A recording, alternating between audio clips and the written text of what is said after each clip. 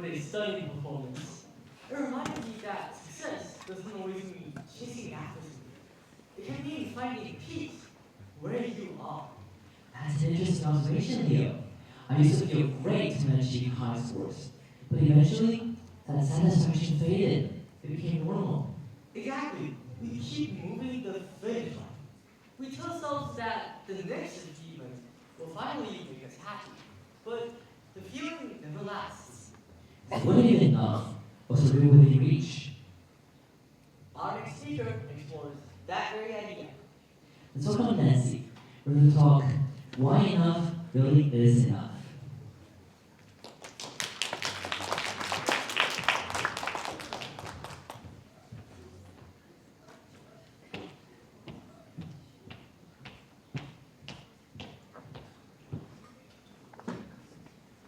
Have you ever caught yourself scrolling through social media and suddenly feeling like your life isn't good enough? You were perfectly happy 5 minutes ago, but now everyone else seems to be more successful, more confident, even more together than you. Why do we feel like what we have is never enough, even when it actually is? Let me share about a girl named Lily.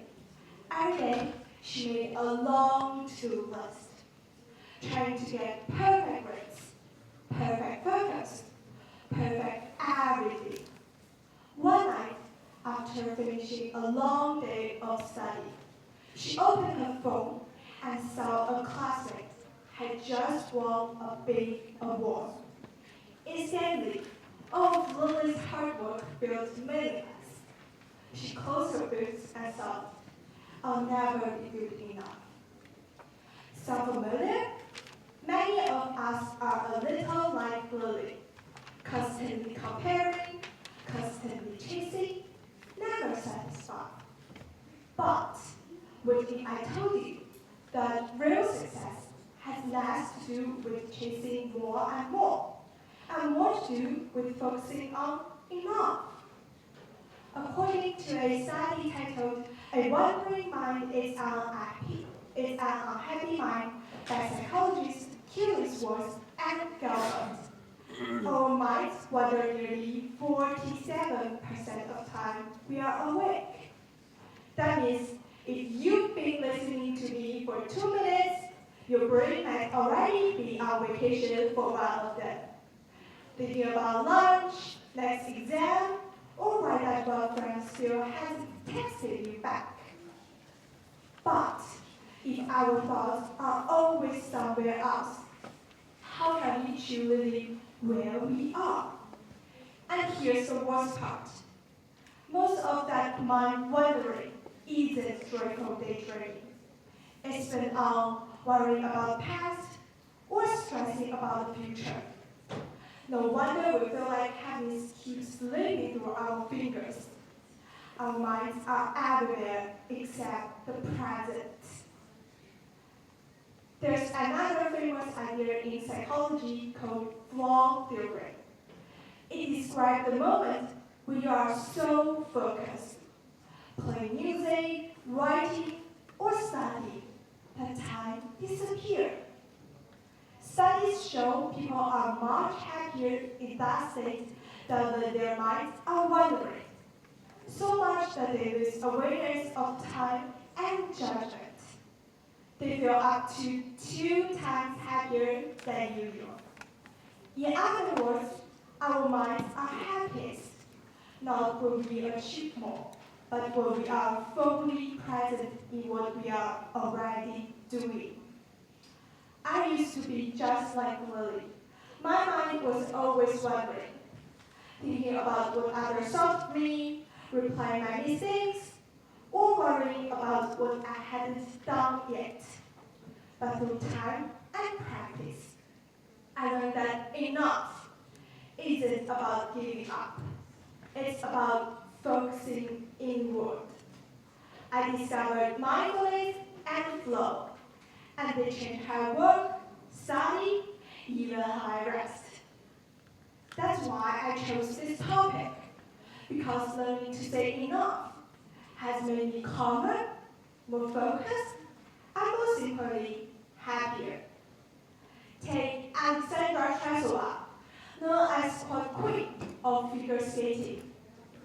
People doubt whether a woman could ever land a quadruple jump. But she didn't listen to the noise. She focused inward on her own goals and own improvements. At just 14, she made me sorry. She once said, "I don't want to repeat what others have done. I want to do what no one else has done before." That's the power of focusing on yourself, not others. So, how can we bring this idea of enough into our everyday life? Let me share 3 simple science-backed steps. First, find your flow zone. Choose a task that challenges you just a little, something slightly above your current ability. Set a clear goal and remove distractions. When you lose yourself in the process, not in the outcome, you'll feel more satisfaction and creativity. Second, practice mini mindfulness. Whenever your mind feels crowded, close your eyes for 1 minute. Focus on your breathing. You don't need a quiet room or special music, just awareness. A few mindful minutes can reset your whole mood. Third, celebrate small wins.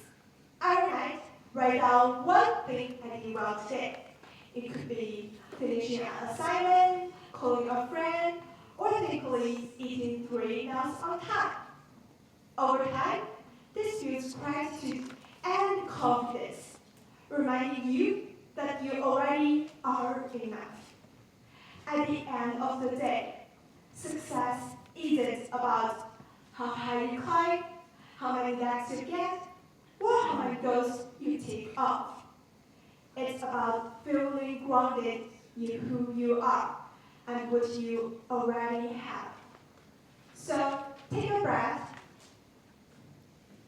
Stop chasing everyone else's idea of success, because sometimes the happiest version of you is already right here. All you need to do is chasing less, living more.